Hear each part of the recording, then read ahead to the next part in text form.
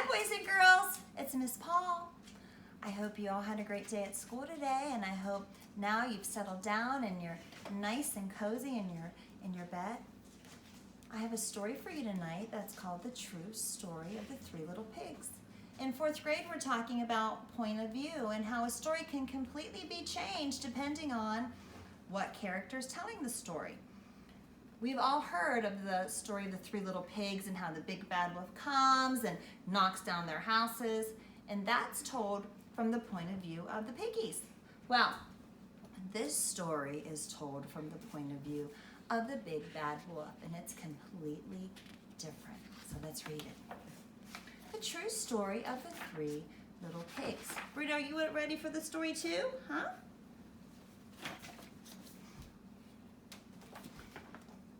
Everybody knows the story of the three little pigs, or at least they think they do. But I'll let you in on a little secret. Nobody knows the real story because nobody has ever heard my side of the story. I'm the wolf, Alexander T. Wolf. You can call me Al. I don't know how this whole big bad wolf thing got started, but it's all wrong. Maybe it's because of our diet. Hey, it's not my fault wolves eat cute little animals like bunnies, sheep, and pigs. That's just the way we are. If cheeseburgers were cute, folks would probably think you were big and bad too. But like I was saying, the whole big bad wolf thing is all wrong. The real story is about a sneeze and a cup of sugar. This is the real story. Way back in Once Upon a Time, I was making a birthday cake for my dear old granny. I had a terrible sneezing cold. I ran out of sugar. So I walked down the street to ask my neighbor for a cup of sugar. Now this neighbor was a pig, and he wasn't too bright either. He had built his whole house out of straw. Can you believe it? I mean, who in his right mind would build a house out of straw? So of course, the minute I knocked on the door, it fell right in. I didn't want to just walk into someone else's house, so I called, little pig, are you in? No answer.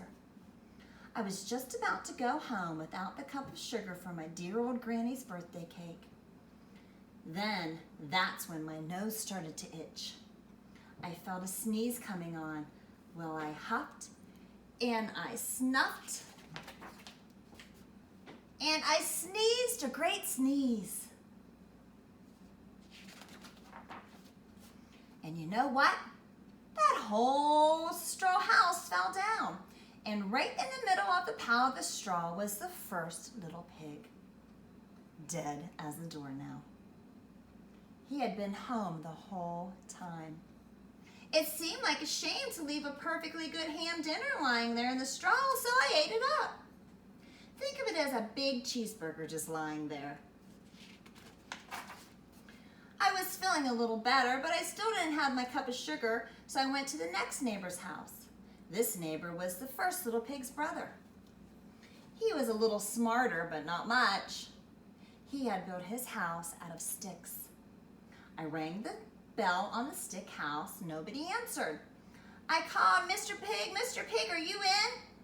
He yelled back, go away, wolf. You can't come in. I'm shaving the hairs of a chinny chin chin.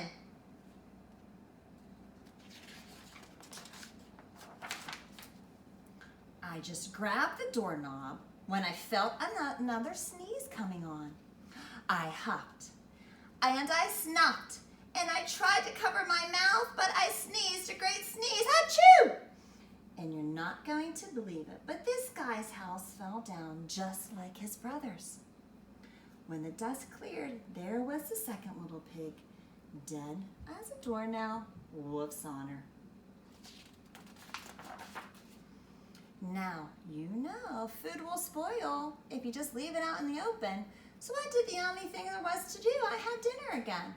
Think of it as a second helping. I was getting pretty full. But my cold was feeling a little bit better, and I still didn't have that cup of sugar for my dear old granny's birthday cake. So I went to the next house. This guy was the first and second little pig's brother.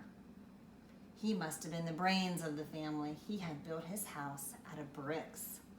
I knocked on the brick house. No answer. I called, Mr. Pig, are you in? And do you know what that rude little porker answered? Get out of here, wolf. Don't bother me again. Talk about impolite. He probably had a whole sack full of sugar, and he wouldn't even give me one little cup for my dear old sweet granny's birthday cake. What a piggy. I was just about to go home and maybe make a nice birthday card instead of a cake when I felt my cold coming on. I huffed, and I snuffed, and I sneezed once again. Achoo! Then the third little pig yelled, and your old granny can sit on a pen. Now, I'm usually a pretty calm fella, but when somebody talks about my granny like that, I go a little bit crazy. When the cops drove up, of course, I was trying to break down the pig's door, and the whole time I was huffing and puffing and sneezing and making a real scene. The rest, as they say, is history. The news reporters found out about the 2 pigs I had for dinner. They figured a sick guy going to bar a cup of sugar didn't sound very exciting. So they jazzed up the whole story with all that huff and puff and blow your house down, and they made me the big bad wolf. That's it.